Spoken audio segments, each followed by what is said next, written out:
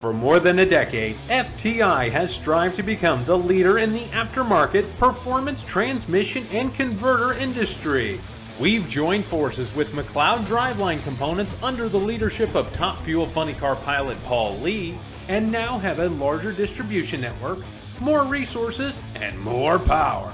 Come see us in the pits and ask how you can join the FTI family. It's not cheating, it is the competitive edge.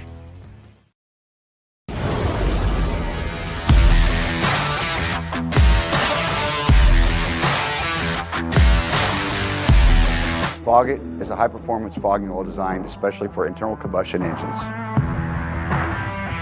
Foggit can be used by everyone. If you have a lawnmower, a jet ski, a motorcycle, a tractor, a high-performance car, a classic car, racing vehicles, if it has a cylinder wall, it needs Foggit. This is WFO Radio. Hey, everybody. Welcome back. Another week of WFO Radio. I'm Joe Castello. Welcome. We just finished up the Route 66 NHRA Nationals out there at Route 66 Raceway, Peak Performance, Gerber Collision and Glass. Skag was in the house. It was amazing. What a great day. Saturday was a blowout. Sunday, great crowd. Friday, it was good. We had a good event, and I think the best news that came out of all of it is that we found out that we're going to be back next year and the year after, from what I understand. So super exciting how it all went down. The GETTRX Pro Stock All-Star Call-Out was amazing. That thing, it worked out, right? The high drama, the intensity, the little bit of aggravation, some upsets, Erica taking Greg like we predicted. Amazing, amazing event. And the race fans in Chicago are just first class. They loved it. They showed out, and it was great. We're gonna hear from Dallas Glenn on the show, along with the voice of the NHRA, Alan Reinhart, going to recap the event. His birthday was yesterday. We're going to talk about that, and we're going to get into all of it, right? Matt Hagan, 2 in a row. That is a huge deal. Matt Hagan, jumped on the scene now, and he got his first win. He got a second win, back-to-back. Good running for Hagan. John Force makes the final round as he had to put the team on his back, Peak Performance on his back, and carry it right to the final round. Good effort by Force. Antron Brown gets his first win of the season, AB, getting the job done for his 75th career victory. We already mentioned Dallas, and yeah, Gaige Herrera. And Gaige is going to join us tomorrow.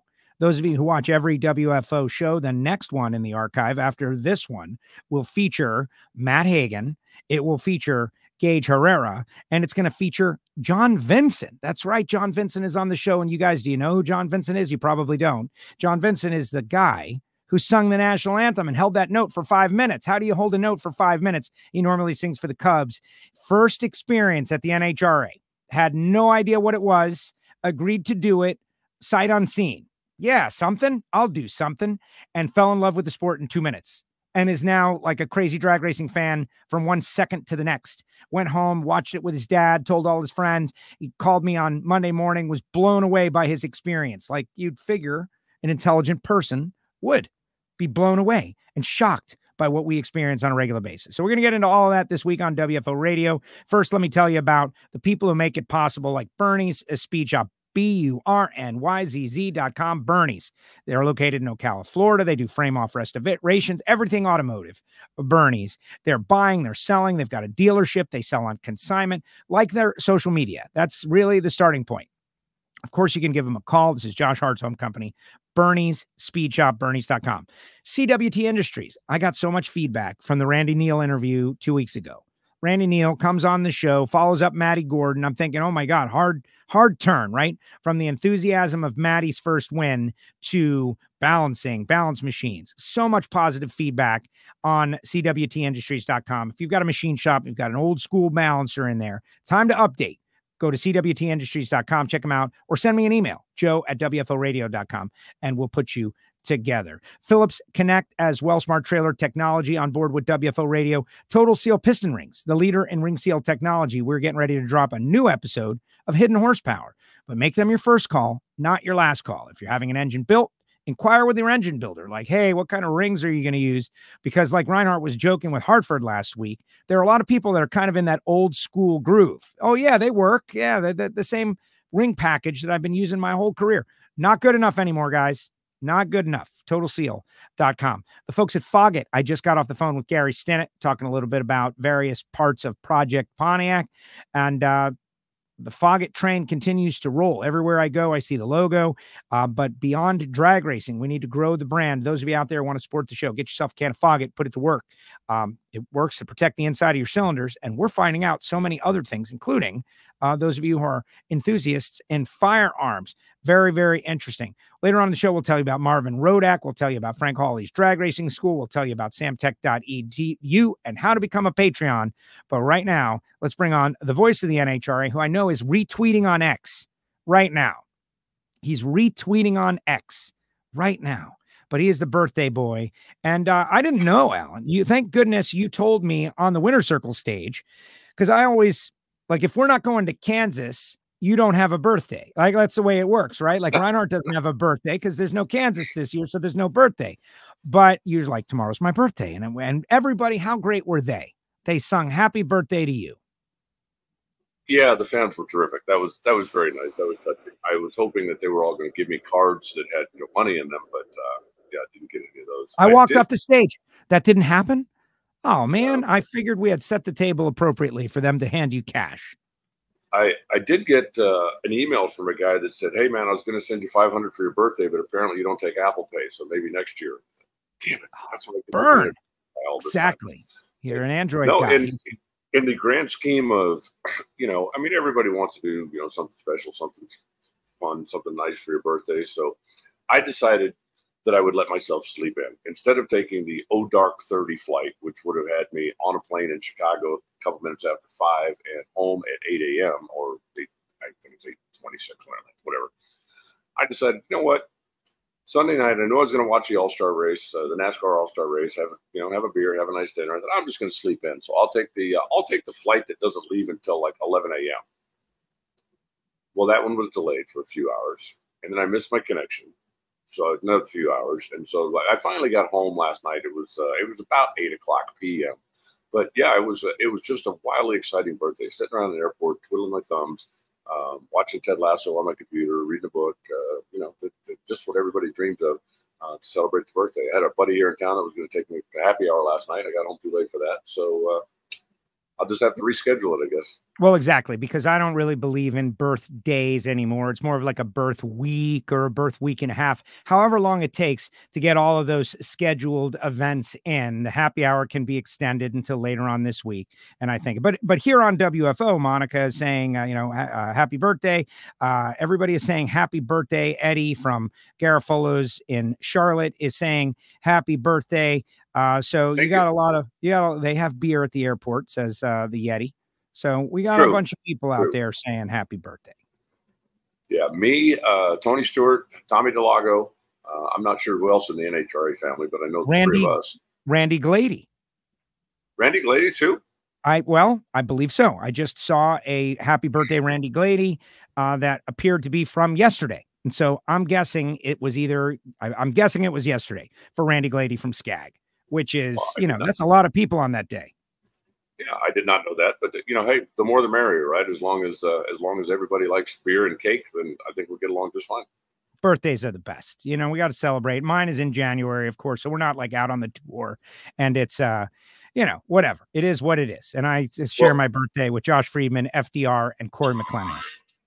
It is an absolute proven fact that birthdays are the healthiest thing you can do, because the more birthdays you have, the longer you live. It has been proven over and over and over again. Crazy. Wow. Things you learn on WFO Radio. I want to ask everybody out there who's watching live on X doing a great job of sharing the fact that we're live each week. And if you want to help the show, if you like us enough, if you like NHRA Drag Racing, maybe you hate me personally, but you like the sport, we ask you to repost. We're going to try to entertain your followers with this program. And we got Dallas Glenn coming on. So let's start off with a little bit of pro stock, Alan. Dallas won the race. Greg Anderson won the call out. KB Titan won the weekend. And, there's a lot of layers. There was a lot of chirping. Hartford made that prediction about round one with John DeFlorian. We covered that story so well here, but it just high level pro stock entertainment all weekend long. I think entertainment is a perfect word for it. I love the fact that Erica did call out Greg to start the GETTRX call out, right? I mean, hey, if that's who you believe the biggest threat is, get him out of here. We've seen Robert Hight take that track in the last couple of years. Now, for Erica, unfortunately for her, it didn't work, and Greg went on to win it. But I do think that's bold strategy. And I think if, Erica's obviously not afraid to race anybody. So to get him out there first and to try to get him out of there, I applaud that. I also like, you would call it chirping. I think that's good words for it. Some of the stuff that was going back and forth between them, because I've always contended you need to get the fans involved. If Joe and I are racing each other and nobody cares, then nobody cares. But if Joe and I are racing each other and people have a favorite, right? Pick a side. If you're on Team Erica, you want to see that Hendrick car go down. I mean, down. And if you're on Team Greg, you'd like to see that red car packed up before lunchtime. But you care about the race. You're interested in it. You're going to watch. You're going to cheer for your favorite. And that's important. And it's turned into a team deal. And what Erica said at the end of the racetrack, about, show us your credentials. And I chirped back at her just a little bit there. She sent me a note at the end of the day and she said, hey, I was talking about Hartford. She said, not some of those others. She said, I understand what KB got. She said, I was talking to Matt.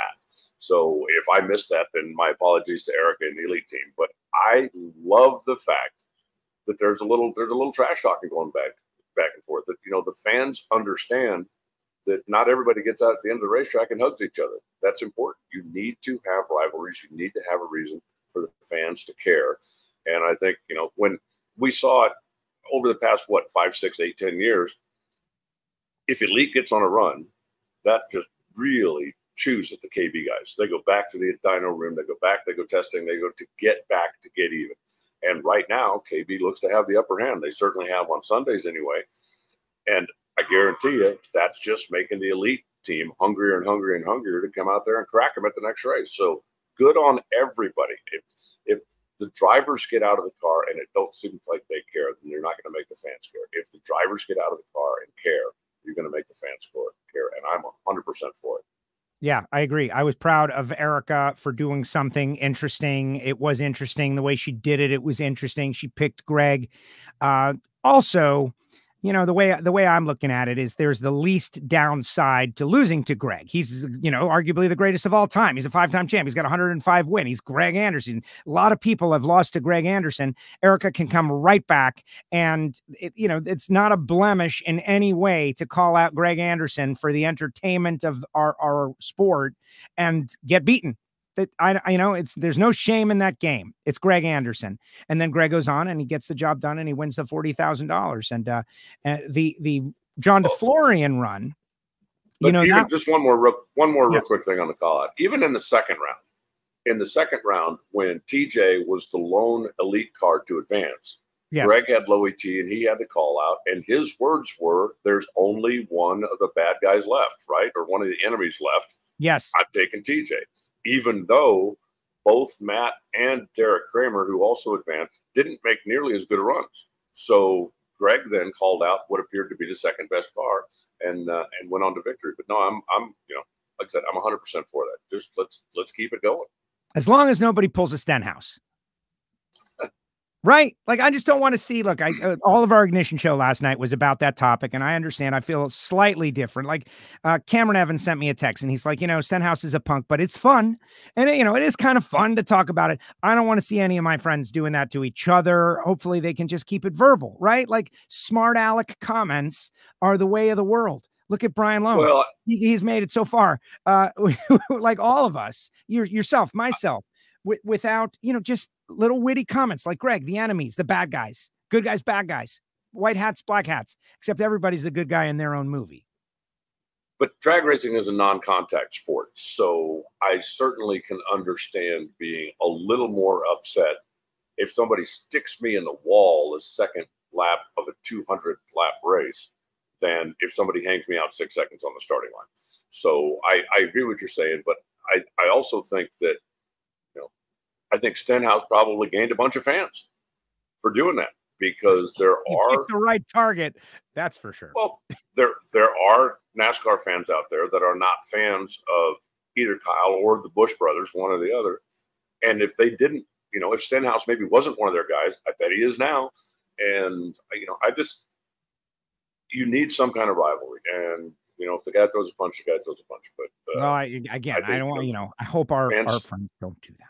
No, but again, we don't have, Greg's not going to run Erica into the wall or vice versa. So, right. And if one of them did, then I think that there would be more than just a little chirping down at the end of the racetrack. Yeah, now that you mention it, probably. All right, let's bring on our guest.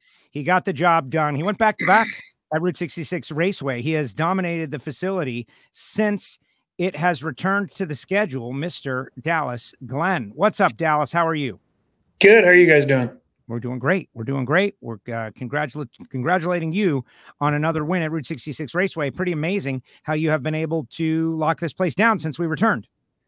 Yeah, it sometimes there's just tracks that kind of agree with you, and Chicago seems to be one of those for me. There's some tracks that every driver, even though they may not dislike the facility, they just the luck never falls their way, and some tracks it's kind of the opposite. Exactly. Fans of Pro Stock, we ask you to repost the show, share, retweet, wherever you are, whatever social, however you're watching. Pro Stock, Dallas Glenn, let's get it out there. Alan, what's your question for Mr. D? Well, Dallas, Friday night weather conditions dictated the majority of the qualifying field. The weather was just better, so the cars had more power.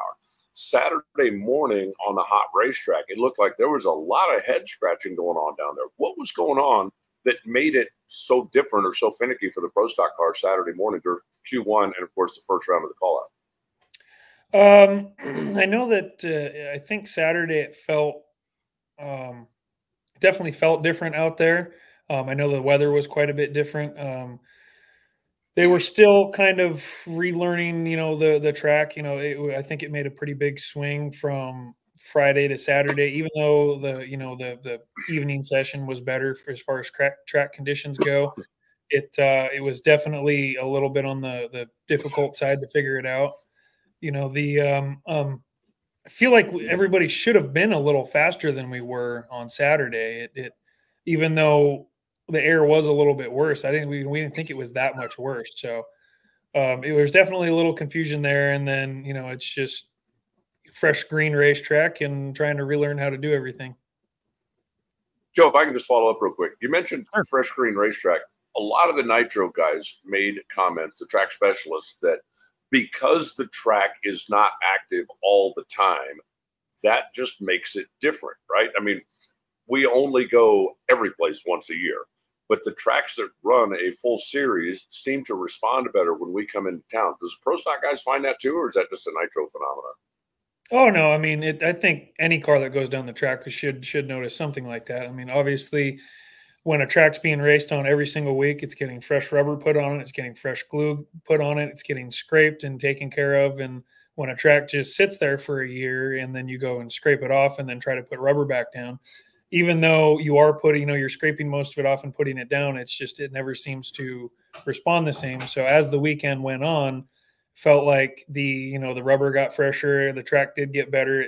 They were kind of panicking before that Q1 run because the numbers we were getting on the track were nowhere near what we were expecting them to be, and they were kind of like backtracking and trying to figure out what to do, and it was making big swings, so we were a little bit lost there. And then we come after a full day of sportsman racing and pros, then you come back on Saturday and you have more sportsmen before us, and just track conditions change pretty rapidly.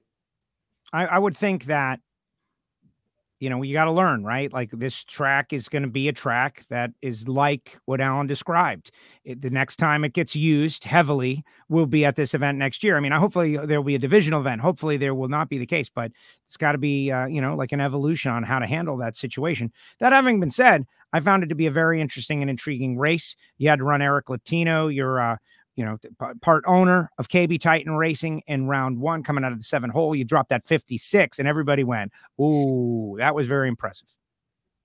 Yeah, the 56 in the semis, I'm still, I feel like possibly NHRA might have been fighting a lazy photo cell in the right lane. Obviously, we saw Sean Langdon run that 76, I think it was, and he was like 130 on the tree with an 809 60 foot. So, I knew it was definitely a good run there in the semis against Greg, but I feel like maybe I might have been a little bit, maybe 100th or so better on the tree, and maybe the run was actually more like a 57. I don't think it had any outcome to any racing or lane choice or anything like that. I think Aaron went a 60 in that one. So, but I feel like, we with the changes we made, I didn't see any reason for it to go from 998 and 60 foot the run before to 980 on that one. And so that's why I was kind of a little skeptical on actually running that 56. But then the 56 we ran in the final, it was definitely a true 56. I feel like, I believe that as the day went on, we kind of started getting the car better and better. And, as far as running 56 first round, I feel like with what the air was compared to qualifying, that's what we should have ran. If anything, we were expecting Greg and Erica and, Troy and Jaggy and all them to go 55 or 54. And it just seemed like nobody kind of picked up like they were supposed to. Erica went a 56.5 and I went 56.6. And I'm not saying that my run was bad or anything, but correction numbers wise, it really wasn't a whole lot different from the 60 that I ran on Q4. And so it was kind of odd that nobody kind of picked up what we thought they should. Alan? Dallas, as long as you've been around and from watching Pro Stock before you got involved with it, does it fascinate you that you can sit now and look at the weather, look at the track and go, okay, we should run 56, or we didn't really run 56. We think we ran 57, or somebody should have run. I mean, I remember when I was a kid watching Pro Stock, and yes, I know that was 100 years before you were a kid watching Pro Stock, but guys had trouble predicting like within a tenth or a half a tenth. Does it fascinate you that it has become that far that you can literally sit down and figure within a hundredth or a half a hundredth what you should run and whether or not you made a good run or a bad run? Yeah, I mean, obviously the first run of the weekend might throw, a question into it. You won't be as accurate on like, Q1, you go up there and you can be like, oh, well, we should be somewhere, 55-ish or something. And you might go up there and go, everybody, number one's a 58 or something. Maybe everybody just missed it. But, after 4 qualifying runs, you've had 4 runs of the weather, 4 runs at the track. You usually can get it pretty close. And then from there, as you go, it's like, well, how good can we get it? And, running 56 there in the final was, we thought that was a pretty decent run. 57, 58 there in the semis was also decent. If you look at one run that kind of impressed me was Greg's first pair out, second round, and he goes that 58-1. And, that was a pretty impressive one to me. He took lane choice from me. It ended up biting him a little bit because, Jerry Tucker had his, I think his foot came up a little bit there in the first pair of of the semis. And that kind of threw everybody into a spiral there, kind of freaking out because, you've got one car that made a nice clean run on the left. So they wanted to put Greg over there in the nice clean rubber. And especially because, anytime a car leaves without a 2-step like that, it usually tears the rubber up pretty bad on the starting line. So they stuck me over there and it happened to stick and make a nice clean run. And it was good enough. And Greg said he went a little bit left and he said he was so mad at the crew chiefs for sticking him in the left lane when he's going down there and he sees them a car length out in front of him. And I think he was saying some not very friendly words in there. I love hearing that. I was right in front of him, like boom, swap. I was like, they're doing a lane swap, and we get to play the music, which is the fun part. Talk about the final. You and Aaron, 2 like cut from the same cloth kind of guys, right? Coming up, bracket racing, sportsman racers, running pro stock, living your, young racer dreams. He had that, nuclear level explosion a little bit earlier in the day, which was just crazy. I think we felt it. They got it on the Richter scale somewhere. NORAD was probably tracking it, but he's 28, you're 26, he's 58, you're 56, you win the race. But preparing for Aaron, he had a shot that double, made 2 finals in FX. His dad got him too. That's always a big race. Yeah, knowing that he had the FX race right before, I knew that not only is he going to be, he had an extra shot at the tree right before, but he's also, he was just denied on that one. So I know he's going to come back in this next one extra hungry. So I knew I had to go up there and try to be as good as I can on the tree. And, these cars we go up there and, we a lot of people cut lights, but it's extremely difficult to cut a light in one of these cars. You know, you think they react quick, but that tree it's fast, and you know, it doesn't take long before we're both staged before it comes on, and you have to be ready. And you know, I knew he was going to be tough, and we had just, you know, we seen that they had dropped a new engine in there for the final, and I knew I wasn't going to take him lightly. That, you know, when they're putting a new engine in, that doesn't mean anything there. If anything, he might even be faster on the next one. So, you know, I just knew I had to go up there and trust the car, go ahead and trust, and try to hit the shifts as best as I can, and just hope that I come out on the right side of another good drag race, just like I did against TJ. Alan. Dallas, let's go off track for a minute. This is a long weekend off from the professional touring series anyway.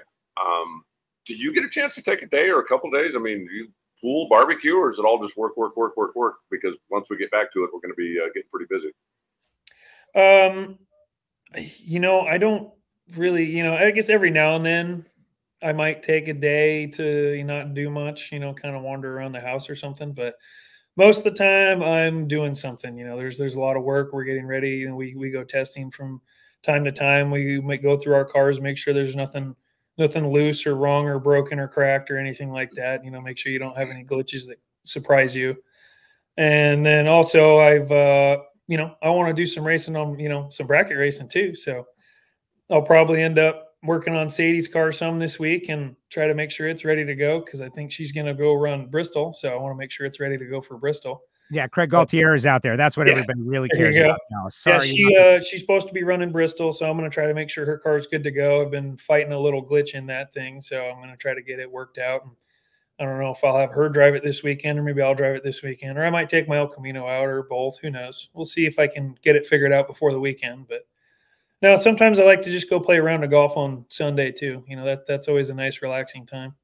All right. What about slot car racing in Troutman, North Carolina? Asks Michael. You, your wife Sadie, and Jason Line, slot car drag racing in Troutman, North Carolina. Is this a real comment? Yeah.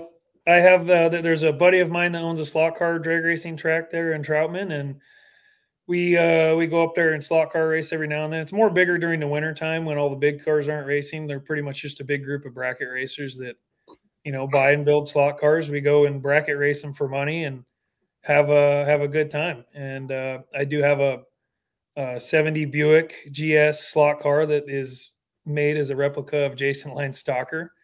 So I have a couple dragsters, and I've seen a couple people build some Dallas Glen Pro Stock cars, so that's pretty cool. Most of the ones that I've seen built are a little bit out of my price range for how much I want to spend on a slot car, but they're really detailed, and the amount of attention people put in those is pretty impressive. Very cool. It's funny because you just kind of brought it up, because drag racing, right? I mean, junior dragsters went from, hey, a 5-horse engine to you can spend 30 grand on one. And slot cars, used to be able to pick up a slot car for, you know, 40 or 50 bucks and just go have fun. And now some of those things are outrageous, aren't they? Yeah. I mean, some of the ones that I see made by, I guess, like the name brand builders, I mean, they'll be auctioned for $800-900. So it's pretty impressive how much people are spending on those. That's why you got to run for big money. That's it. Yeah. Big money slot I think car. Actually, it's Bo Butner owns a track there in Louisville. He has it in his shop, and he puts on the 125th scale million every year, at least the last couple of years. If they get the right car count, I think they're racing for $40,000 in slot cars. That's just amazing. Gary Sinnett's got one in his shop also. Oh my gosh. Crazy. All right. We've softened you up with a bunch of softball questions. You're feeling very relaxed and comfortable. Here comes the high heat. Now, what your take on the chirping, the back and forth? You and I had a little conversation after it was all over in the winter circle, and you had said, I really I love racing a pro stock car. I do my talking on the racetrack. That's Dallas's character. And I like that. I think you're like well liked by everybody, but just the same, you're part of this team, and this team has got a rival team out there, and the rival team, they've got their own program going on, and they will tell you. And so where do you stand on all of this? Where are we at with the chirping, and what are we going to see in the future? I feel like both teams have people that like to chirp, and both teams have people that just love to race. And I think the ones who like to do the chirping are probably going to continue doing chirping. It's nothing new. They've been, both teams have been chirping back and forth for, how many years, at least as long as I've been out here. So I don't think it's anything new. It definitely, it seems to be ramped up a little extra this year, which is definitely good for the entertainment value. No, I think it, as far as the competition goes back and forth between the rivalry, I think it's going to do nothing but heat up as far as the season goes. I think it's going to get more intense. And, as long as, like Joe said earlier, as long as there's no Ricky Stenhouse moments, I encourage it. It's good fun, and, we can, everybody's entitled to their own opinion. Alan? I think it's kind of like a hockey team. You've got your enforcers, and that's their job to go, hey, when this comes up, you go take care of that. And then you've got your other players that, go take care of this. So it would seem to me that both sides have somebody or a couple of somebodies that are very skilled in that department. So maybe the rest of you can just go ahead and, put your head down and go to work. Yeah, no, it's definitely there's some good times. It's good for laughs for sure. They like to have a good time out there as well. We're competing and everything, but you got to have fun while you're out here. Otherwise, if it wasn't fun, why would we be doing it? But it'd be interesting if NASCAR or NHRA tried doing some. I know there's some dirt track sanctioning bodies that they encourage. If drivers want to fight, make sure you're allowed to do it on the front stretch so that we can control it. You don't need a big brawl going on. But if you want to let two drivers fight, have at it as long as it's on the front stretch. Okay, says Dallas Glenn. I find that to be. Who is the enforcer on KB Titan? Like, I love the analogy, Alan. I think that is tremendous, right? Some people. No, I'm just talking about from a chirping standpoint. It's like, 100%. Okay, we need somebody to go. Well, somebody's got to. You can't just be the receiving, flack incessantly always. Like, your fans want you to stand up, and you guys have done so well on the racetrack. And the same is true. It's a mirror image. The same is true for those guys too, right? Who are the enforcers on KB Titan? Oh, I think that might change, any given weekend. It kind of depends on who it's, pointed at on any given weekend. Obviously, Hartford is a little more vocal than some of the other ones, and we have some, other guys on the team that might be a little more vocal, but you never know. So every now and then somebody else pipes up and has their own comment, but either way, I think everybody's entitled to their own opinions. I like it. You're doing very well right here, Dallas. You're giving us something, but not too much. Not too much. Hey, is the whole intake manifold thing in the rearview mirror? You guys adapted in the end. It took 2 months, 6 races. Are you guys where you like the wins say yes, and the rules aren't changing according to the NHRA? Is that story to bed? Oh no, and it's it's always you just got to keep adapting, keep renovating, keep doing your R&D. It's definitely been a challenge. It's still a challenge. I don't know exactly where we would be if the rule change hadn't happened. I don't think we'll ever know exactly how everything would have played out. But that's in the past. So, you can't look back at that now. You just gotta keep your eyes forward, keep moving forward, keep developing, and just play within the sandbox that they give you. Alan, final question for Dallas. Dallas, I know you've always been a car guy.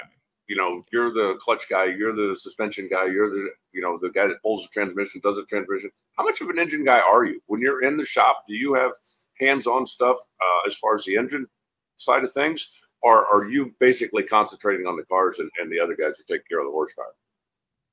As far as the engine stuff, I don't really get too involved with that. If I got to work on Sadie's engine, they're nice enough to let me work on it after hours. I have no problem tearing Sadie's engine down to a bare block and putting it back together on my own. I have no issues with that or anything. I worked in an engine machine shop for 5 years, so I know what I'm looking at when I look in an engine. But as far as working on pro stock engines, I just let the smarter guys with the experience take care of those. If they need help with something, if they need me to hold this or turn that or set this or, do anything while I happen to be walking by or anything, I'll be happy to help. But I kind of just let them do their own thing and trust that they give me the best thing that they can. I love it. I love it. Leah says, Pro Stock is my favorite class. Love that both teams are matched equally. I've been listening to rivalry since Bob Glidden and Warren Johnson. Yeah, no, it's high-level entertainment coming down the pike for us. And we're always, Pro Stock has got a little bit of a handicap compared to the nitro ranks, right? They don't burn nitro. They don't have flames shooting out of the headers. But Aaron it is... tried. Yes, he did. That explosion of the weekend goes to Pro Stock. I gotta hand it to Aaron there. Like I guarantee you, there is no way he could see anything in that car, and there was no way he could breathe at all. I saw him get out, and you could see him coughing and rubbing his eyes. I'm sure his eyes were burning and everything, but it was the amount of smoke coming out of that thing was impressive, and to be able to keep it off of the wall and still have some sort of bearing on, okay, I haven't drifted too far. Let's get stopped as quick as we can. I don't care about being out of this. You just get it stopped, get out, get a breath of air. I hope that anything like that never happens to me. But this is drag racing on the highest level, and we're on the edge, and sometimes an engine lets go. Yeah, very interesting. Dallas, great job as usual. Congratulations, 10th win, huge win, back-to-back. Chicago, you're double-digit Dallas now, says Lonnie out there in the chat section, and I appreciate it. You've been a great add to the sport of NHRA drag racing and Pro Stock in particular, and we'll see you in New England. Happy that Pro Stock going to be back up there, and I love having you guys on the full tour. I know that was a big debate at the end of last year, but it's just not the same when Pro Stock was taking a race off, and it's really helpful for these storylines when you're at every race, and I know we've got some really interesting times ahead. So congratulations. Look forward to talking to you in the future. Thank you. Thank you for having me on here. All right. Good luck this weekend. Happy birthday too, Alan. There we go. Thank you, man. I appreciate it. All right. How about that? Yeah, Dallas doing very well. He's not a firebrand. He's a mellow, calm character. There are some firebrands on the team, both teams, but he tells us what's happening. And I think that's just as good, just as important. He lets you know what the status is between the two Pro Stock powerhouses. And on the Ignition Show, we had a conversation last night about all of this and, whether the call out is good or not good. And most people like it, but some don't like it. But to me, if we're going to orchestrate a story, right, this bipolar category when it comes to engine power, with all these different characters, a Greg Anderson and Erica Enders, a Matt Hartford, a Jeg Coughlin, like all of these different people, the Jerry Don Tuckers that are in there mixing it up, right? I think you have enough interesting, unique, headstrong characters to make this Pro Stock storyline, whatever it goes over the course of the rest of the season, very interesting. And those are just the forward-facing people. You don't even get to know about the people that are just under the surface, like, mixing it up and poking people in the ribs. No, I think, the class right now is in a position where you show up at the racetrack Sunday morning and you can't just automatically go to your drag race bracket bonanza and fill out the final four and then start thinking, because there are too many good cars on both teams. And the competition starts literally from the first car down the racetrack. And I like that for the class. The days of yore when, you knew if Bob Glidden didn't make a mistake, he was going to win, or unless Warren Johnson screwed up, he was going to win. I think that really takes a lot of the fun out of it. And it takes a lot of the interest from the casual fans out. If a casual fan goes up and goes, okay, well, we all know who's going to win this thing, so, this is a good time to go get a cheeseburger. I'd rather have the fans there not knowing who's going to win. And as I said before, picking a side. I don't care if you're on Team Elite or if you're on Team KB or if you're on Team McGahey or if you're on Team somebody. Pick a side and then root for your guy or root against the other guy or gal or whatever it may be. But pick a side and let's go.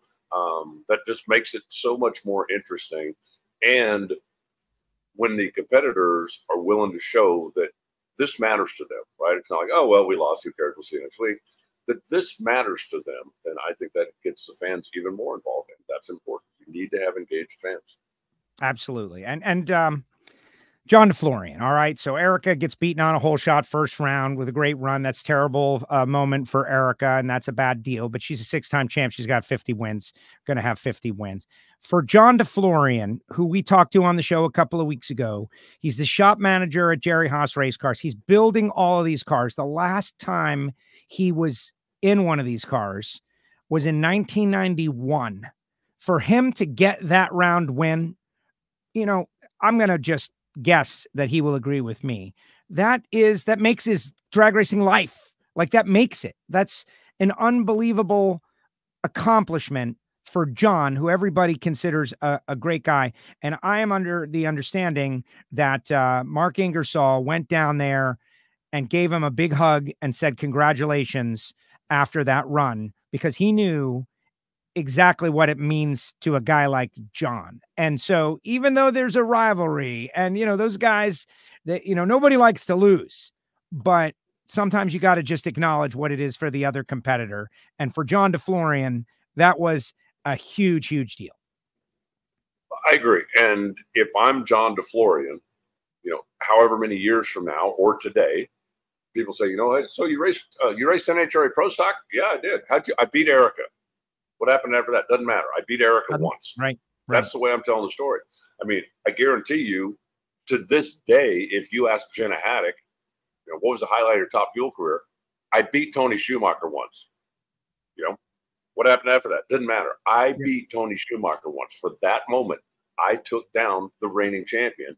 And that's a moment that you're going to remember forever, no matter what happens after that. So, you know, the way it shook out, DeFlorian crushed the tree. Erica missed it a little bit, and that was that. You know, Erica at the top end of the racetrack said that her car was creeping into beams, and she was concerned about that and broke her concentration. But the bottom line is, his reaction time was better than hers on that run, and he beat her to the stripe on that run. And if I'm John DeFlorian, that's the way I'm telling the story for the end of time.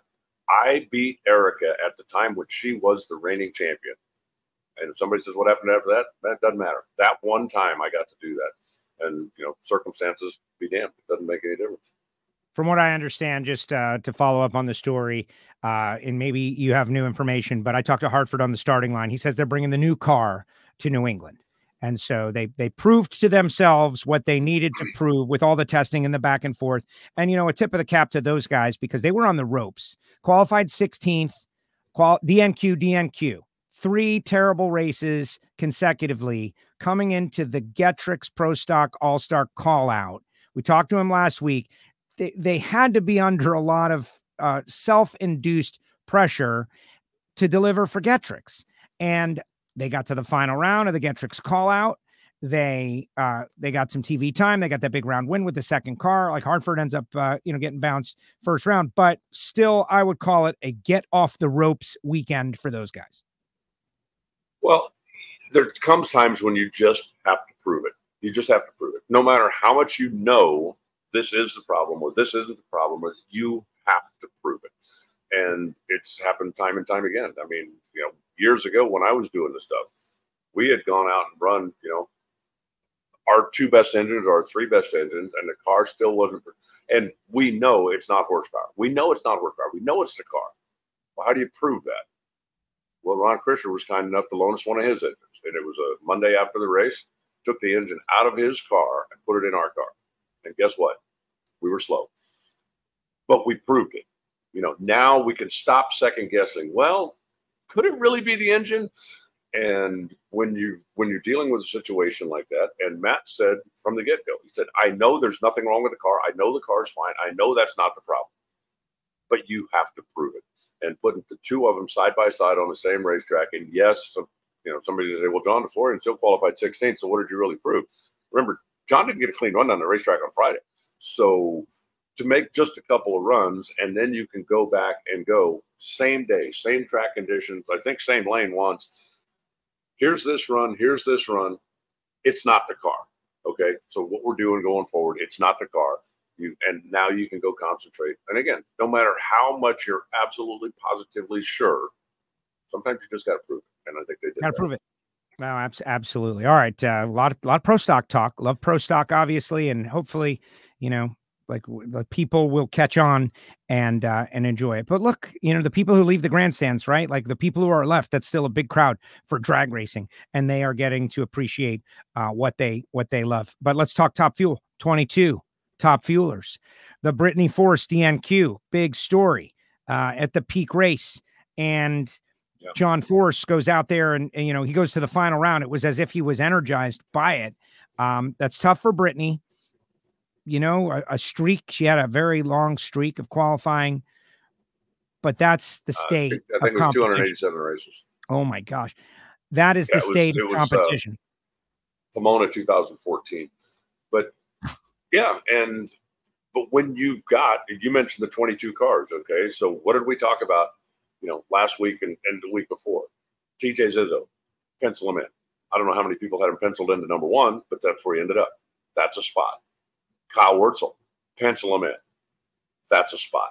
When you bring out these high-powered independents, and I was probably more surprised, or at least as surprised, that Christopher Baldwin didn't make it, because I figured they'd go out there on Friday night just like 379, 380, and that would lock you in the field. And that didn't happen. But yeah, when you've got that many cars, somebody that you expect to be in every week is going to fall on the outside of it. And, you know, hate it for Brittany, but, you know, they had their 4 shots. And, you know, Tony Stewart ended up being on the bump spot going into the final session. I believe he was in with an 87. And he obviously running early in the session because he was on the bump spot, and he stepped up 200s. And all that did was move the bump spot. And he said flat out, when he made the run, he thought, that's it, we're done. Because one of those cars is going to jump up and knock us out of here, right? We know Doug Foley's capable. We know Krista's capable. We certainly know Brittany's capable. And he said, I was prepared to be a cheerleader on Sunday. And he said, when it ended up that I got the race, I was really surprised to find that out. And when we get back to the Midwest, I don't know when we're going to have that many cars again, maybe Indy, St. Louis, hopefully, you know, when we get into that part of the world, Norwalk, when the independents that don't have to travel too far to make those races, then I wouldn't be the least bit surprised to see somebody else, you know, highly touted, high horsepower, you know, championship contending car to end up in the same position, because you get that many cars and it's inevitable. Yeah, I had a good conversation with Neil Strasbaugh on Saturday night, and he talked about exactly this. Just looking at the entry list, right? Like the more cars are showing up, like, oh man, oh boy, the likelihood that one of the regulars is not going to make it just goes up as the math increases. It just goes up. How about Dan Mercier? Like, I want to tip the cap to TJ Zizzo. We're going to talk a little bit about that. But Dan Mercier, that's another one of the part-time cars that came and took a spot away and went to the semis. Like, they were good. Like this Serge Blanchette. I texted Rob Wendland a couple of weeks ago. It's like, hey man, who's running that car now? And he's like, Serge Blanchette. I was like, and who's he? He's like, he runs Mercier's boats. You know, he keeps his boats going. And I've given him the tune-up. And the guy is out there. I'm watching Serge on the starting line. And every time the wind light comes on, he's like surprised, you know, like, oh my God, I can't believe this is happening to us. That happened. I can't believe this is happening. Like, how am I doing this? I'm going rounds at the NHRA. It was amazing to watch. So great for those guys. Hopefully Dan will run more races. Sean Reed, going to the second round. Just some really good, interesting storylines. When 22 cars show up, you're going to mix it up. So, you know, people are getting what they've always wanted with the NHRA right now. Agreed. You know, the Friday night weather conditions set certainly most of the field. And then Saturday morning was a bit of a struggle. There were not a lot of cars that made good, clean runs on Saturday morning. Saturday afternoon, when everybody was going, okay, our race day combination, we're going to have to figure out something that'll go down the racetrack. There were a lot more full poles out there. But I think you knew going into Sunday that, you know, nobody was going to run low ET at the event, that, you know, the top speed of the event was going to be locked in because the racetrack was just so much hotter and the conditions were so much different. And now you have to race. You know, if you're in qualifying and you made a good run in Q1, well, you can come up Friday night, take a swing at it. If you miss a little bit, you miss a little bit. But when you're on Sunday, you can't do that. You've got to go up with, what do we think we can win the race with? Not necessarily what do you think we might be able to get away with. And so that ended up being some pretty good competition throughout the course of the day. And at the end of it, you know, we end up with a couple of the usual suspects in the final round and a great final round. Great final round. Great final round. I do want to mention TJ Zizzo, right? Because it was the Cinderella story. Like you always say, right? 11:59. So far, so good. Ultimately, the clock struck 12 on TJ. But you know, what are you going to do? He was the #1 qualifier for the first time in his career at his home race. Hopefully everybody bought a can of Rust-Oleum. So happy for Mike Kern. Tobler's got that thing figured out, and they're going to run 3 more races. They're going to run Indy, They're going to run Norwalk. They're going to run Worldwide Technology Raceway down there in St. Louis. Limited schedule. It's amazing that they're able to do this, but when they show up, they got a car that can win. Hats off to TJ. Like, great job to that team. Well, the number one qualifier was cool. Okay, first time that they've done it. Everybody was really jazzed about that. To me, that wasn't what they did. That wasn't the impressive part of what they did. They came out qualifying session number 1 and were low ET for the session. That's 3 little bonus points that they don't need. They don't care about. They don't. But somebody else didn't get them. And they were the first car down the track, or among the first cars down the racetrack, because it was their debut for the season, right? First round is set by points. So they went out there and went, okay, everybody, here you go. You can run 376. And then nobody got around. And then they came back Friday night. Friday night, where the conditions were better and people were picking up. And if I'm not mistaken, by the time they pulled up the starting line, they were 4th or 5th. I think they'd been bumped down. But because they'd earned the right to go last, they got to watch everybody. And then he came up back to the top. 73, which was low ET of the event, which made him the number 1 qualifier. And then they came back on Saturday morning when so many cars were struggling with the racetrack. Right, we saw more tire smoke Saturday morning in Q3 than the entire other weekend combined, and they ran low ET of that round too. So, if somebody comes out Friday night, takes a big swing at the moon, and ends up landing it and gets the number 1 qualifier, I mean, God bless you. You're going to remember that. You're going to keep the hat. It's going to be great. But being the number 1 qualifier, in my mind, wasn't what was impressive about Tony Zizzo and the team. It was the fact that they were low ET 3 of the 4 sessions, and then coming up in Q4. I didn't speak to either Mike or Ron, but my thought is they went up there and said, okay, let's find out, let's find out where can we go before we put our toes over the edge, because that's going to make a difference tomorrow. And they ended up puffing the tire. But 3 out of 4 sessions, they were low for the session. And that was a very, very impressive showing. It was also interesting. I had looked it up, but I wasn't going to mention it unless it happened, right? Because I'm kind of a big believer that, if you tell, hey, well, this guy's trying to do something special. Well, everybody's trying to do something special. I think it's a better story if you wait until after it happens and then say, okay, this is why that was extra special. I don't know how many people remembered that last year at the Route 66 Nationals, TJ went to the semifinals after qualifying 16. He took down Mike Salinas in the opening round and then ended up, as I said, going to the semifinal. And when I looked at that, I thought to myself, oh, man, I wonder if the racing gods are going, okay, TJ, remember last year?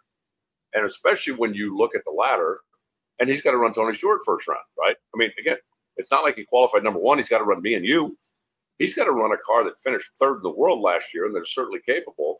So I'm thinking a round 1 upset was a possibility. And what a story that would be, right? I mean, you qualified number 16 last year and won. Qualified number 1 this year, got beat by number 16. Didn't happen. And then he ended up bringing it up to the top end. So that kind of opened up the whole story. But no, they that team, the car looks good. They present very well. There's nobody if Route 66 was the first time you'd ever been to an NHRA race, you didn't look at TJ Zizzo's team and go, okay, who are these rookies? You looked at them, and I honestly believe their presentation is as good as anybody out there that's touring. That's the way the car looks, the way the uniforms are all nice, the way the guys present themselves, everybody doing their job on the starting line. Nobody's running around with their hair on fire. Nobody's panicking. So, yeah, if everybody bought Rust-Oleum this week, maybe we can get them to a couple more races. I haven't been to the Rust-Oleum store yet, but I'm going. Yes, I will be ordering my Rust-Oleum to celebrate TJ Zizzo's number 1 qualifier. But Lonnie asked, why don't they run more races? Can't they get the all-volunteer crew to run more races? And it's a combination of things. They've got a business. They got an amazing high-level body shop. They've got to run that. That's part of it, the volunteer crew traveling. But it was a few years ago, Alan, and you can please put some more meat on the bones here. TJ was running more races. And they said, you know what? It's better to run fewer races at the best level that we can run, like we just saw, where they're contending to win races, then stretch out their limited inventory and go up there being at these races with less of a chance to do well. Well, it kind of depends on what your goal is, right? If your goal is to just get out there and be there, then you can run the car on a conservative level and not hurt as many things and hopefully not blow up things and stretch what you've got to make more races. But if you want to go out there and be a legitimate contender, You simply have to push a little harder on everything, and that takes more budget. And the volunteer crew is a big thing as well. Like I think you said it was Lonnie asked a question. I don't know what he does for a living, but could you go to your boss and say, hey, is it okay if I take 10 weeks off this year because I want to go racing? Something they don't pay me for, but it's fun and I want to go do that. Could you do that? Either get away with it at your job, or could you financially make that possible? And at this point, I know at least a few of the guys that work on the team and what they do, and it's not possible either from an employment standpoint or from a financial standpoint, because as much as they love going to the races, you couldn't just turn away 10 paychecks a year to take the time to go racing. And before somebody says, well, wait a minute, you don't have to take all that. Well, you could just fly in Thursday night and fly out Sunday night. Well, you just added $1,000 per man to, Yep. the whole equation to get them in and out of there. So, the way they're doing it, I think is, smart. They obviously think it's smart because they're doing it. But if I had a top fuel car and I had a chance to go to 7 races a year and hope to qualify and, most likely be first round fodder unless something funky happened, or I could take that same budget, go to 3 races a year and be a legitimate contender, I would rather go contend. I agree. No, I agree. And let's get a couple more regional TJ Zizzos out there in different regions of the country, Sure. doing it the Zizzo way. That will be great. 4 races here and there at a high level. But Now, having said that, I think if somebody was willing to give TJ $5 million, that they would all go on tour. Even 2.5, I think they might make. No, I think they- 5. I'm in for 10%. 5. Okay. Well, it's happening on That was a WFO, joke. Alan. So you got to give me I got to wet my beak a little bit too. You So get I 10% of my 10%. Done. Send it. That'll pay for something, right? Antron Brown going to be our guest on this show next week. Already confirmed. Antron going to be our guest on the show next week. First win of the season. I liked Brian Karate on the starting line. He goes, we need a win. I love that attitude. They wanted to announce, like, hey, we're here in 2024, and they went out there, they got to win. Of course, Langdon was going for his 3rd win. Langdon has been amazing over there. But Antron gets through Torrence, gets through Justin Ashley. Great day for Antron Brown, and Antron Brown gets to hold that 75 win placard at the end of it, including the Pro Stock Motorcycle wins, but nonetheless, 75, huge number. No, it's a big deal. And, he's won at Route 66, both on the motorcycle and in the top fuel car. So, that place has been pretty kind to him over the years. Their last win was Indy last year. So it had been a while since they had plugged that thing back in. They've been running good. They just haven't quite got it done, with Justin Ashley doing what he's been doing. And this year with Sean Langdon doing what he's been doing, it ain't easy out. It ain't easy out there. And, getting one in, it's just for the entire team, right? Forget the points and forget the money and forget, it's good for the entire team. They've been working since September last year without getting to get a picture taken in the winter circle. That bumps up everybody's morale a little bit. That keeps everybody focused on the task at hand a little bit.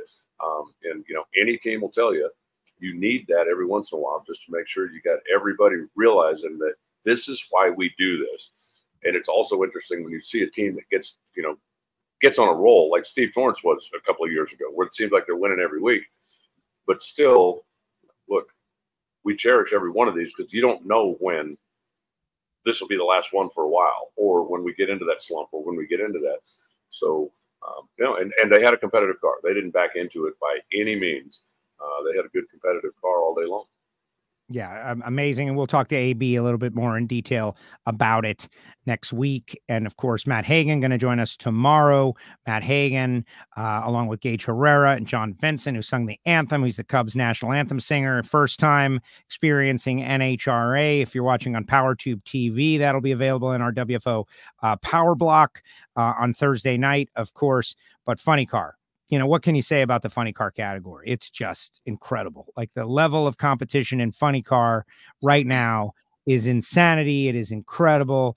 Austin Prock, #1 qualifier, but top to bottom, Daniel Wilkerson, they had a tough event. And then he goes to the semifinals, and gets bested by John Force. John Force, this guy you know, is he the Force Racing is testing, by the way, out there with Brittany's car in Indy. That was in the chat section. But the guy's you know, is he a freak of nature? Is he an example of what you can do if you put hard work and commitment into it? At 75 years old, guy making another final round. Hagan got him this time.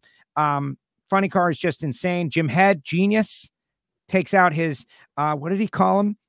Apprentice. Apprentice.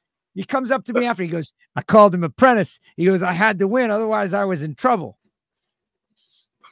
That was funny. And then I thought, you know, the guy's willing to play along a little bit. For anybody who, you know, if you weren't there or you weren't following along on the audio cast, on Saturday morning in Q3, it was a struggle out there. A number of cars, as I mentioned earlier, were smoking the tires and having trouble getting down the racetrack.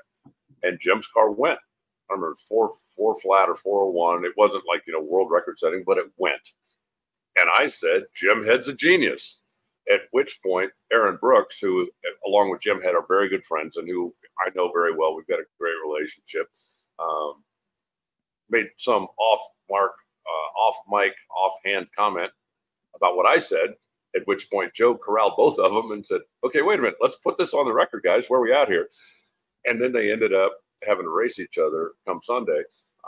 And I thought it was kind of a little fun, lighthearted moment between a couple of guys that, you know, very, very serious competitors that have a lot of respect for each other, that were kind of playing the game. But no, Jim had himself a good car out there on a hot, tricky racetrack. You know, was able to knock down a couple of win lanes.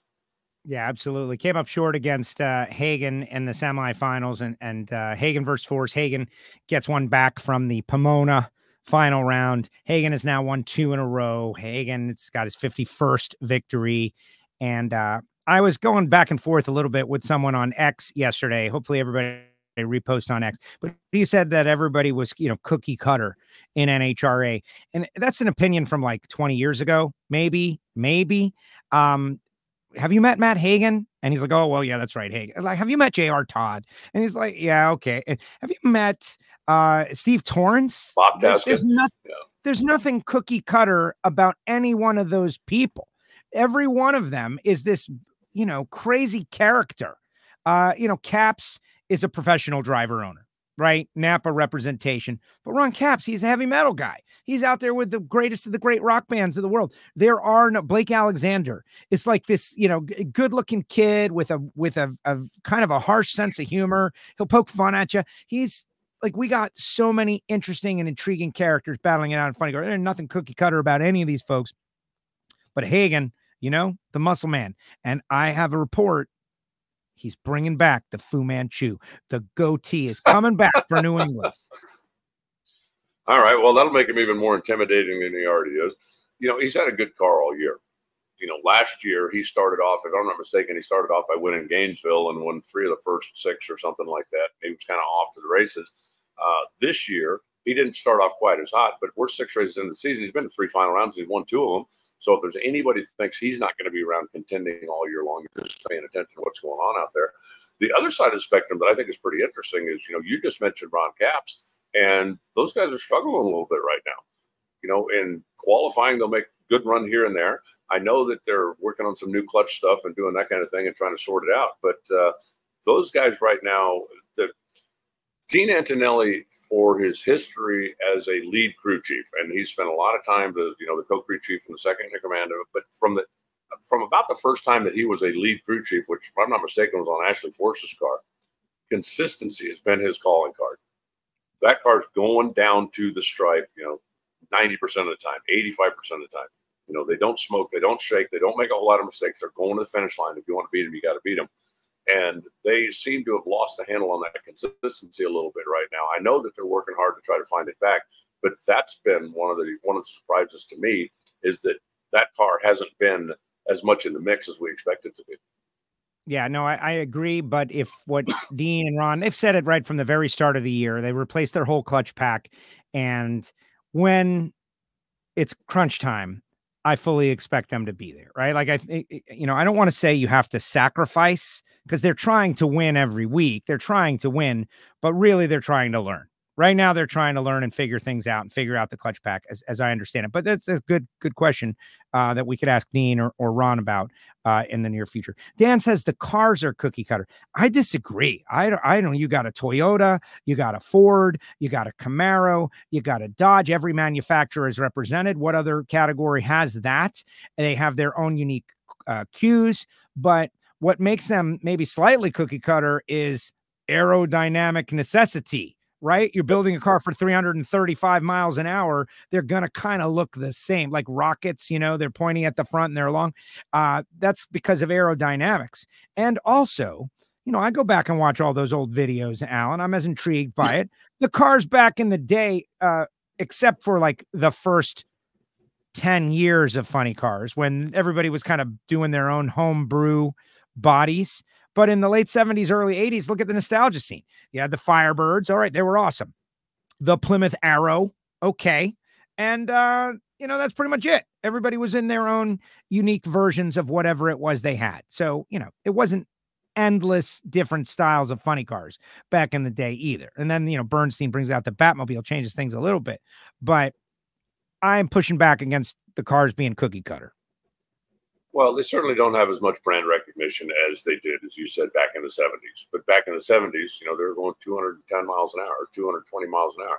So if that's what you like, then the Heritage Series has got a place for you, because they still, for the most part, look like that. And even the Heritage Series now, they're starting to get a little bit swoopier, a little bit more stretch, a little bit more squish, because performance.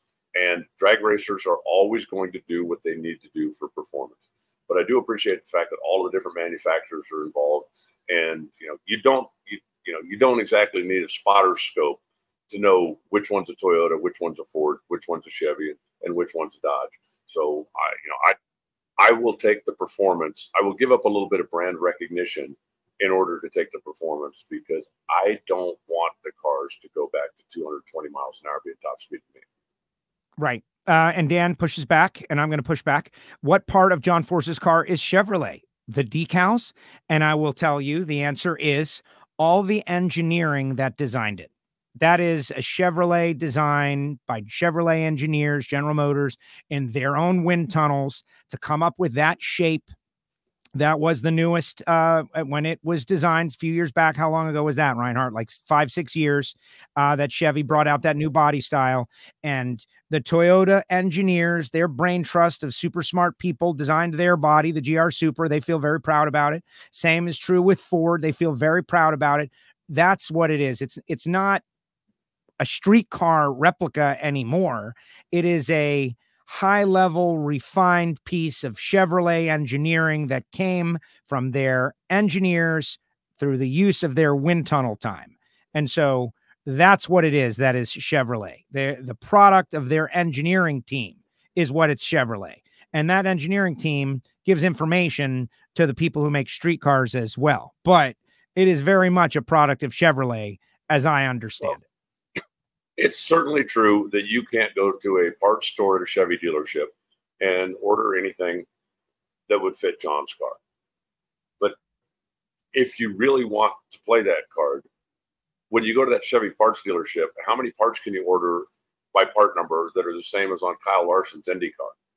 Or for that matter, his NASCAR Cup car? Right. Over time, the technology to build a race engine turns into race engines. And even in pro stock, there's a lot of people that talk about the fact that, well, they all have Chevy engines in them. No, they really don't. They all have DRCE engines. And DRCE stands for Drag Race Competition Engine. Is there a factory part number on some of this stuff? Yes, there is. But could you take a cylinder head off of Eric Anders' car and put it on a big block Chevy? Nope. Could you take a cylinder head off of one of the Dodge Pro Stock machines, put it on a Hemi? Nope. How about the crankshaft? How about? Nope. They are all purposely designed racing engines who have one thing to do: run really fast for a short period of time. And technology is going to continue to do that. I love the fact that the manufacturers are involved. I like the fact, if you really need that much brand recognition to enjoy your drag racing, and I'm not saying you're wrong, I'm just saying if that's what you need, what do you think of Factory X? Yes. What do you think of Factory Stock Showdown? Yep. Because There's your those factory cars, part. showdown cars, are real assembly line cars.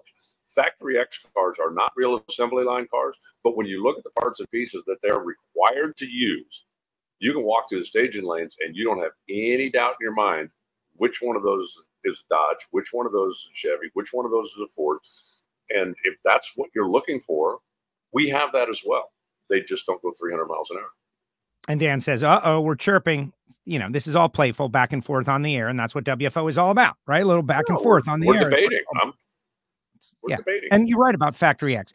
I've been to Jerry's shop and seen the body panels come from Chevrolet in a like a package, right? It has to be steel roof and quarters for that, because maybe Joe and Alan want to go out to a junkyard and create a shell and try to build one ourselves.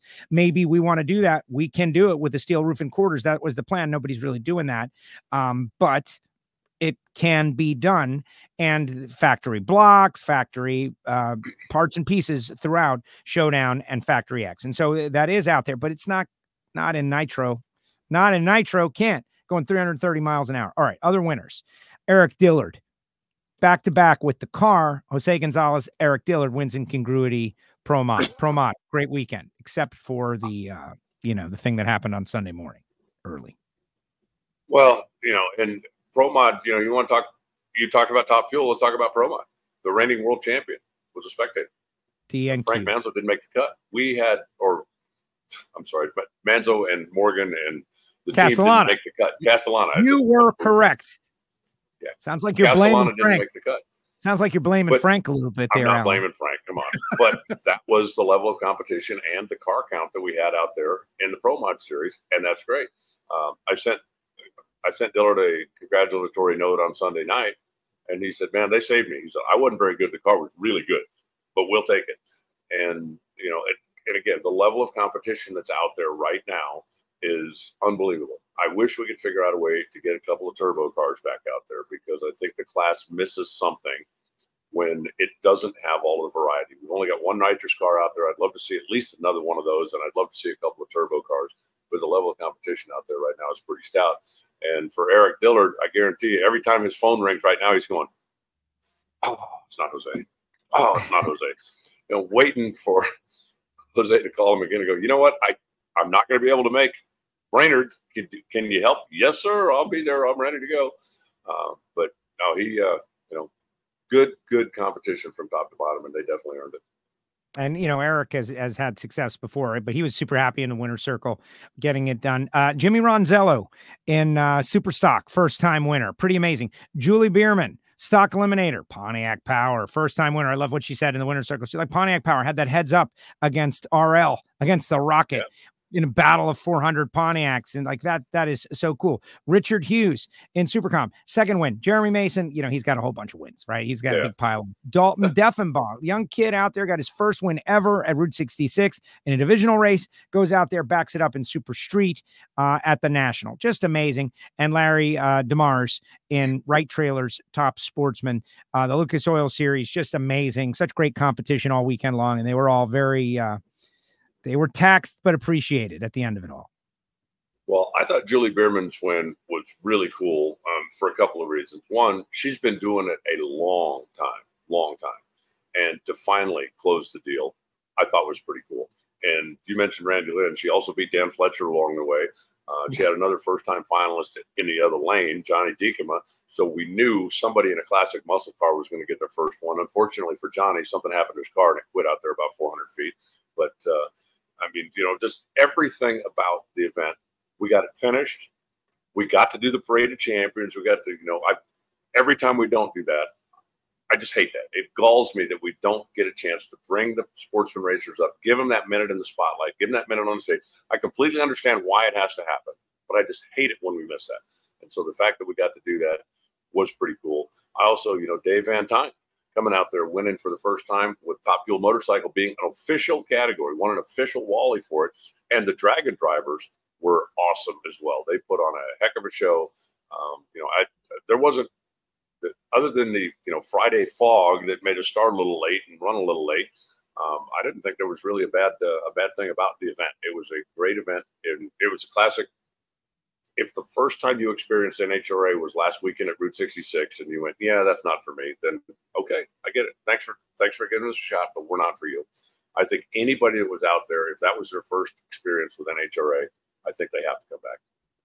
Yeah, definitely. J.R. Todd winning the Too Fast, Too Tasty challenge. Justin Ashley winning another Too Fast, Too Tasty challenge. Greg Stanfield beating his kid right in front of the whole world in the Rod Shop car in Factory X. Greg Anderson winning the call out, and Gaige Herrera undefeated on the season. Gaige going to join us tomorrow on the show. Pretty amazing. I liked how Gaige was, in my opinion, excited that Matt Smith was running so well, right? Like, oh, all right, somebody's fast. Somebody else is fast now. And Matt kind of got bounced before the final round, but everybody's on notice that Matt Smith is here to play, got a new clutch system, took out the old dinosaur, he called it, and is already very quick. That 102 60 foot, how real was it? I don't know. He was fast. He was the #1 qualifier. Yeah, the first time Gaige hadn't been the #1 qualifier is, I think, Denver last year. The class needs more competition, and I think everybody knows that. I love Gaige. I'm not wishing anything bad on Gaige. I'm not, but as I said with Pro Stock a couple minutes ago, it's just not as much fun for the fans when you show up knowing here's who's going to win. You've got to have the competition, and Matt Smith has obviously been working at it. I think that when he gets his stuff perfected, or at least a little closer, maybe he figures he's at that point now, then they're going to start cloning it and putting the other bikes to come out of his trailer. So we should see even more really fast motorcycles out there. Absolutely. No, it's going to be great. It's going to get better and better. Like that's the whole thing about all of this. In the interest of fair reporting, like people like, oh man, this show is just a total homer. Which we are. I'm a cheerleader for the sport. I openly say it. I look at the positive, not the negative, as best as I can. We did have some negative though. We had the fog, which was, Ma nature, not our fault. We didn't have that timing system issue with the speed on the right-hand lane. I talked to Austin about it. He tried to explain to me. It just bounced off my head. I couldn't understand any of that, but it did not ultimately affect the outcome of the race. It was a little bit. We tried. We put our effort in, then we had to just go. And then I hear the folks on .tv had some audio issues, which we were fighting some things out there. When you go to a facility once a year, things are a little different. But it's that or not have the event. I am excited that we had the event, and we just lost Alan Reinhart. He was disgusted by me revealing the one negative thing that we had. No, we lost him on the deal. All right, guys, put your comments in the comment section. Put your comments in the comments section. Let's see what you've got to say out there. I want your opinions. Final thoughts on the Gerber Collision and Glass Route 66 NHRA Nationals presented by Peak Performance. And we did a lot of social media out there as well. Got to get up close and personal with the drag and drive cars. In the meantime, though, I always ask you to share the show. Look at me. I appreciate it. You are our only real source of marketing and growth. We want you to do the word of mouth. Hey, I'm a drag racing fan. Do you watch WFO? That's a great place to get all kinds of inside information and become listeners. And what happens then is after you spend enough time listening to the show and we don't drive you away, hopefully, right? It usually takes a couple weeks. If we don't drive you away, then you want to know even more. Look, he's back. I was just getting ready to say goodbye, and then you just you hung the phone up in our face. Poof. Poof. And I went, what the heck was that? Was there smoke? And so, no. Okay. It wasn't an Aaron Stanfield level event. No, it was not an Aaron Stanfield level event. Okay. I was just about to sign off and say goodbye and happy birthday and thank you so much, and talk next week. All right. Well, I appreciate it. It was fun as always. If you are anywhere in the vicinity of Maple Grove, there's going to be a big regional out there at MG this weekend. Should be a fun one. Ton of cars out there. I think the weather's going to be nice, and I'm headed that way tomorrow. So if you just can't get through Memorial Day without some drag racing or you're anywhere near Maple Grove, come out and check us out. House of Chaos with Alan Reinhart. I absolutely love it. Say what's up to Kid Chaos and the captain for me. I will definitely do that, Joe. All right. Be good, Alan. Again, happy birthday. And we'll see you next week. WFO. Thanks. Talk to you soon. There it goes. Alan Reinhart, the voice of the NHRA, with us here each week on WFO Radio. And, Apple Podcast, Spotify, SoundCloud. There's an audio-only version of this show. That's how we started. I used to do AM talk radio. That is my original roots. I'm actually going to be on a podcast later on tonight, an audio-only podcast with Phil DeMontmollin and TJ Reeves. Does anybody in our audience remember TJ Reeves from XM Sports Nation? Was the morning show host. We used to go to the Indy 500 each year when we were at XM Satellite Radio together. They have started a podcast called Announcer Schedules. If you follow the Announcer Schedules X handle on Twitter, formerly known as Twitter, they, tweet out a lot of, like which broadcast team is covering each sport.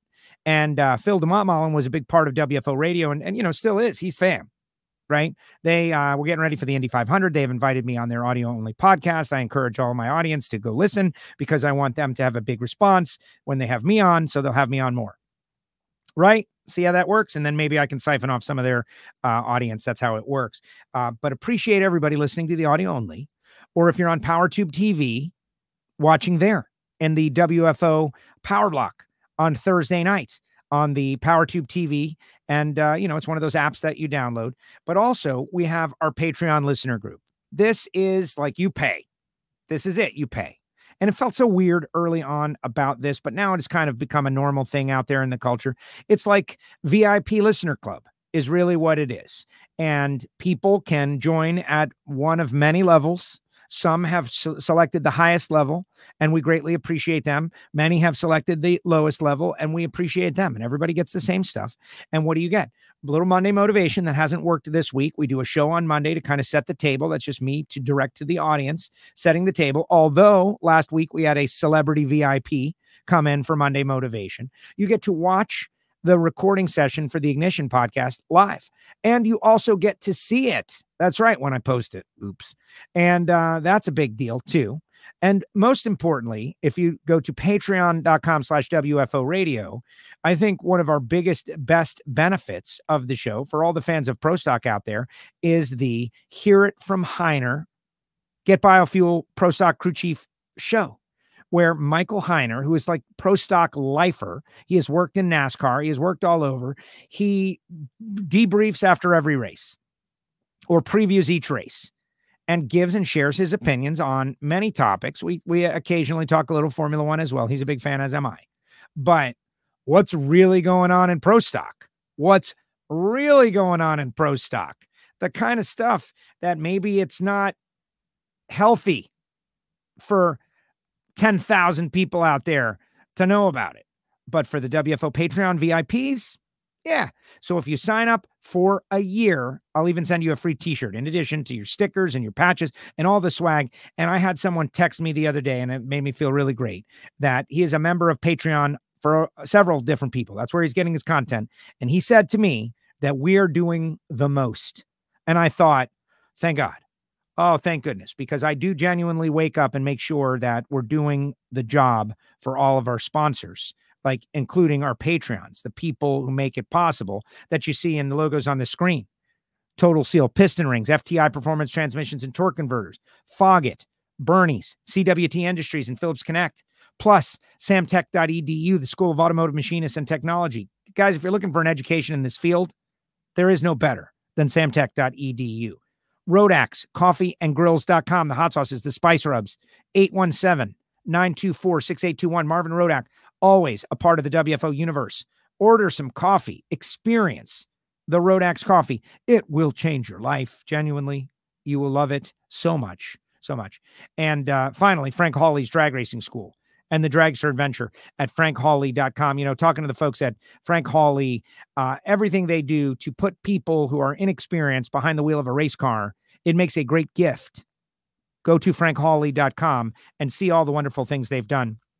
And to reinforce their message is just such a big deal for us. Really appreciate Frank Hawley and Lana Hawley and everybody out there. WFO merch is on sale right now.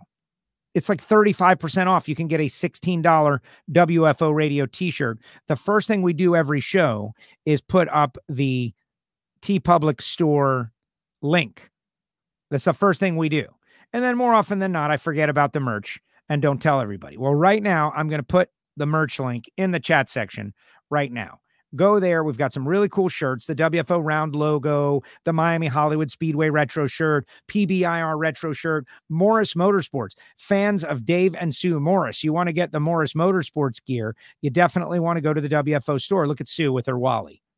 the Morris Motorsports gear is all available in the WFO store. And right now is the time to do it. Get yourself a mug, get yourself a shirt. They sell wall tapestries. Why on earth would you ever get that? But they sell them. If you want a giant WFO logo on your wall, you can sell them. And really, this is all me stalling for everybody out there. Let's see. No smoke and mirrors. Here, it's all real. Keep the amazing content coming, guys. Love it, says Henry G. Thank you very much, Henry. Yeah, guys, I had a lot of people come up to me in Chicago, a lot of them, and say different and interesting things. Like one guy likes how I'm, flying the plane back here. He's like, I'm always watching how you control the plane. One day I'm going to show you behind the scenes. I got a screen here. I got a screen here. The camera's here.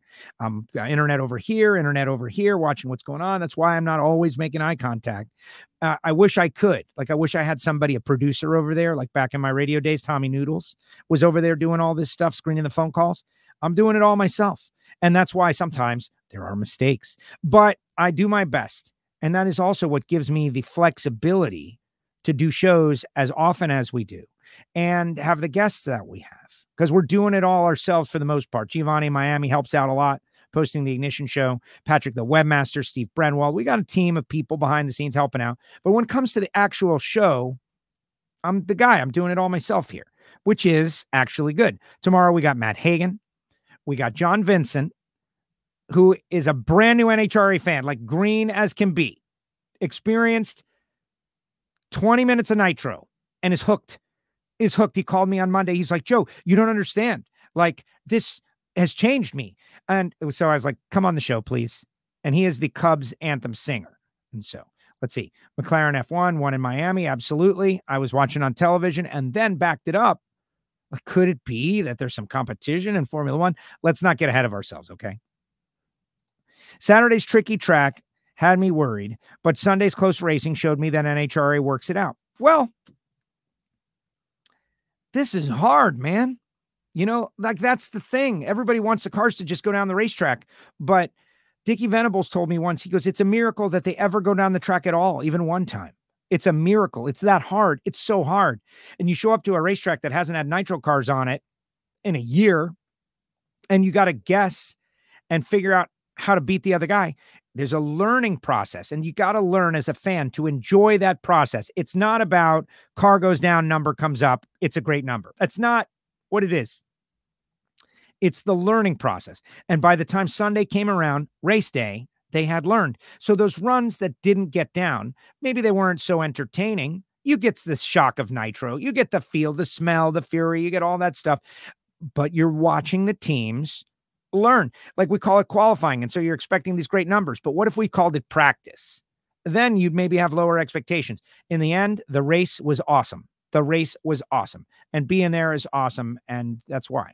Monica says, great weekend of racing. Happy to see the two previous DSR racers get wins on such a special weekend. Bringing up Don Schumacher. It was a big bummer. Tony didn't get out of the first round, but that's competition. The Don Schumacher celebration of life. I want to commend Brian Loans. Brian did a great job with a very difficult and challenging situation, putting into words in just the right amount of time how meaningful the life and career of Don Schumacher was to the sport where we choose to make our living. Would we be able to make a living in the sport of drag racing without the effort of Don Schumacher? Unknown. The time that he came in and ascended to the level that he achieved, it was so important. Winston going away, Coca-Cola coming in, and he changed the sport from, whatever it was during the days of, cigarettes and endless money because they weren't allowed to, a business that could sustain itself with the hospitality. And he did so much. The machine shop, coming up with a system that the central organization sold parts and pieces to the individual teams and invoiced them. And there was so much that has never been spoken about Don Schumacher. He was a tough man. If you worked for him, paying you got to deliver. And they did deliver. And, I thought about Don a lot this weekend, and I miss him.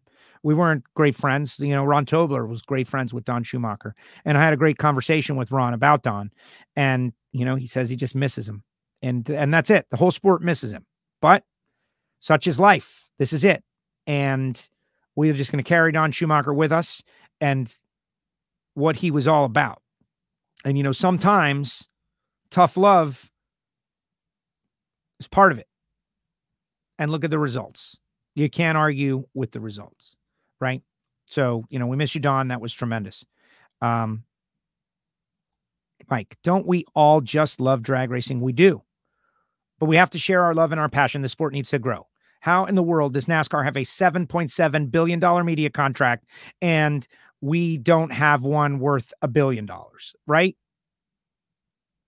The sport needs to grow. That's why I get aggressive, chirping against the people who are negative minded. When Erica Enders decides to say something that's a little interesting, that's a little off script, that's a little controversial, don't get mad at Erica. Appreciate it. Appreciate it that she's taking some risk to her already, stellar career and reputation. She's going to get out there and have a little fun. Chirping is the word. Clapping back is another new modern term. Invite your friends to watch races with you. Showcase what this sport is. Get out there, wear your gear.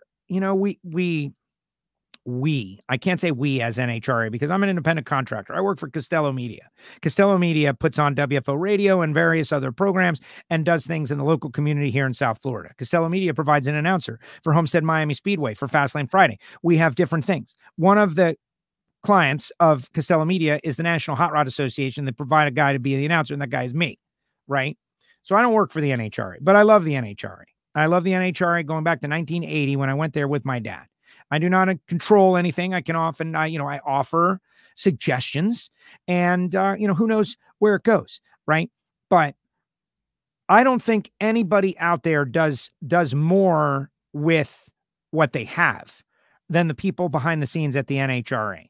Like if you could see what is actually going on, right? When the clock isn't working and Austin has to go down there and fix it and he's cutting fiber and he's, welding fiber optics. Like, how do you do that under the gun? This guy's in his 20s. He's a great kid. He was on Life's a Drag once. You can go find the interview with Austin Hayward. The people behind the scenes who are working so hard because they love drag racing and they want to see this thing grow. NASCAR, we saw it grow. They have a lot of people. They have a lot of staff. They got a lot going on behind the scenes. They got a lot of manpower. We need an NHRA day, a day where we tell everybody, this is the day that you wear your gear to work when you're not at the track. When people come up to you and say, what is that hat you're wearing? What is that? Force. What's Force? There's a lot of people that don't know what John Force is. Well, he's the, greatest drag racer ever.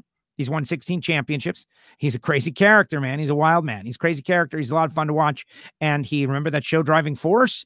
And do a little legwork for the sport that you love. Well, why should I do the legwork for the sport that I love, Joe? Like, it's not my responsibility. No, it's not. But the fans of the Cubs, I went to Wrigley the other day, and it's in their heart so much that that's what they do.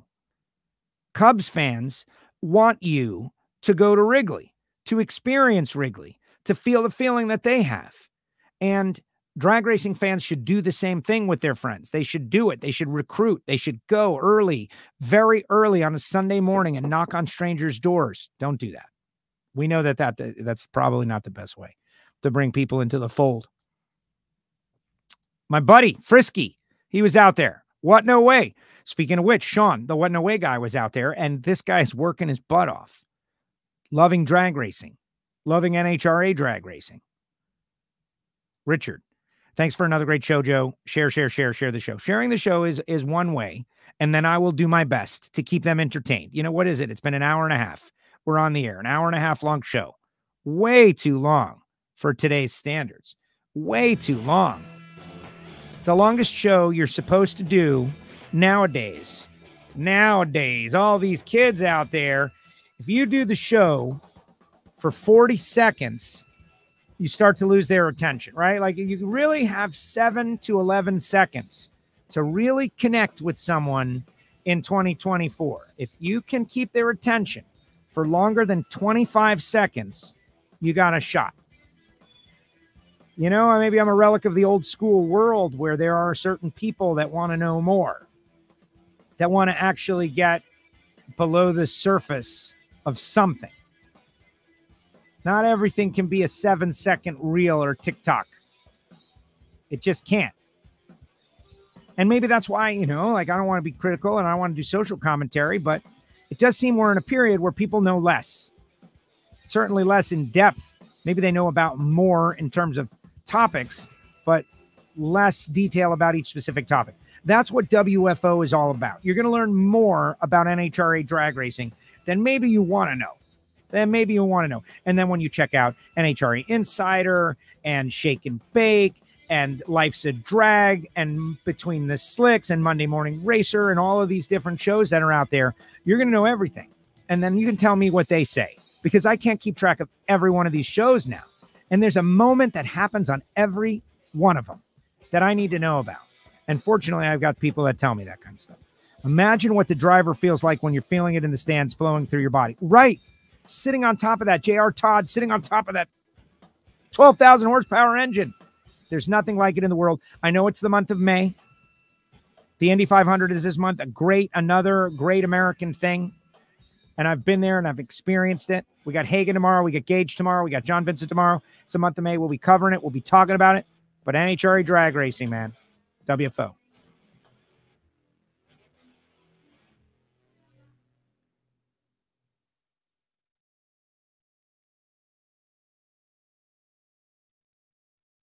Like this show? Want more? Then head to WatchPTTV.com, the new 100% free PowerTube TV streaming network. Home of the best classic and new motorsports racing and build shows on the web.